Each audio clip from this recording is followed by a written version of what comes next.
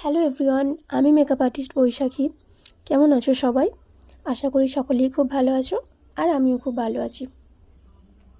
চলে এলাম আবার একটা নতুন ভিডিও নিয়ে। আজকের ভিডিওটা একটু অন্যরকম। আজকের ভিডিওটা সেই সব ক্লায়েন্টদের জন্য যারা মেকআপ আর্টিস্টকে বুকিং করার সময় রিয়েল ক্লায়েন্টের ফটো দেখতে চাও।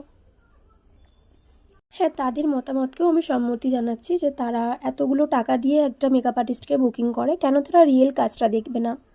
কিন্তু তার সাথে এটাও বলছি যে রিয়েল কাজটা তারা দেখবে, বাট রিয়েল ক্লায়েন্ট দেখতে হবে এমন কথা কোন জায়গায় লেখা রয়েছে? তো আমরা যে একটা শ্যুট করি, সেই শ্যুটে আমাদের অনেকটা খরচা হয়। একটা মডেল ভাড়া, ড্রেস জুয়েলারি ভাড়া, ফটোগ্রাফার, স্টুডিও, সব কিছু নিয়ে অনেকটা অ্যামাউন্ট খরচা হয় শুধুমাত্র ক্লায়েন্টদের দেখানোর জন্য যে আমাদের কাজটা।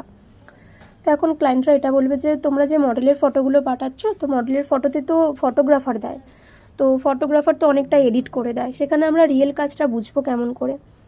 তো এটা আমার সাথে, আমি যখন একদম ফার্স্ট কাজ করি, এরকম আমার সাথে ঘটেছে যে আমি ফোনেতে তুলে রেখেছিলাম কিছু ফটো, তো সেই সব ফটোগুলো আমি পাঠিয়েছি। তো তারপরেও তার হয়নি, তার মনে হয়েছে যে না, আমি রিয়েল ক্লায়েন্টটাই দেখবো। বাট কেন? ফোনেতে তোলাটা তো রিয়েল কাজ। একজন ক্লায়েন্টকেও যখন আমি নিজে হাতে সাজাচ্ছি, তো মডেলকেও তো আমি নিজে হাতেই সাজাচ্ছি, তাই না? সেখান থেকে এই কথাটাকে আমি সম্মতি জানাচ্ছি যে হ্যাঁ, ফটোগ্রাফারের দেওয়ার ফটোটা এডিট থাকে, তোমরা কিভাবে বুঝবে, কিভাবে দেখবে রিয়েল কাজটা? কিন্তু ফোনে তোলা, তাতে তো কোনো এডিট নেই। একটা রিয়েল ক্লায়েন্টের কাজটাও আমরা ফোনে তুলছি, আর মডেলের ফটোটাও যখন ফোনে তুলে পাঠাচ্ছি, তখন তো সেটা বোঝা উচিত, তাই না? তো যাই হোক, এটা হয়তো এখন আমার সাথে আর হয় না, বাট আমি যখন ফার্স্ট কাজ করতাম, যখন একদম ফার্স্ট ব্রাইড করি, তখন কিন্তু এই সমস্যাগুলো আমার সাথে হতো। আর আমার মনে হয় এখনও হয়তো যারা একদম নতুন মেকআপ আর্টিস্ট, যারা একদম ব্রাইড করছে ফার্স্ট বা এখনও পায়নি, তাদের সাথেও মনে হয় এরকম ঘটে, অনেকেরই ঘটে। তো যাই হোক, এই কথাগুলো সব ক্লায়েন্টের জন্য নয়, কারণ সবাই সমান হয় না। আর যারা আমার সাথে আমার প্রোফাইলে রয়েছে, তাদের নিয়ে তো কোনো সমস্যাই হয় না, কারণ তারা সবাই আমার কাজ দেখেই আমাকে বুকিং করে। আর কেউ কিন্তু নেগেটিভভাবে নিও না, কারণ কাউকেই অসম্মান করে বা কারোর কথাকেই ছোট করে আমি কোনো কথা বলিনি।